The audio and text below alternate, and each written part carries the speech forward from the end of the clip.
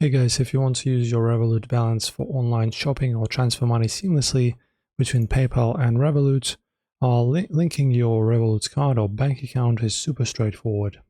So you just log into your PayPal on the app or website and navigate to the Wallet menu. Select Link a Card or Bank Account, or just select Link a Card right here.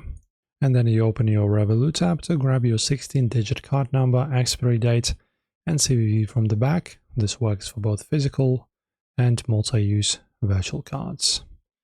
Type your Revolut cards into this details field correspondingly in each field to add it. Okay, and then make sure that your billing address matches and hit link card right here in the bottom. Then, how do you link Revolut directly as a bank account so you can transfer cash back and forth? In your PayPal wallet, you need to find and choose link a bank account instead, not a card. You open your Revolut, tap your profile or wallet balance, select account details to view your local sort code and account number, or you can just use your IBAN for international setups. Enter those banking numbers into PayPal and click Agree and Link. And PayPal will now send a connection prompt to your Revolut account to authorize direct transfers. Enjoy.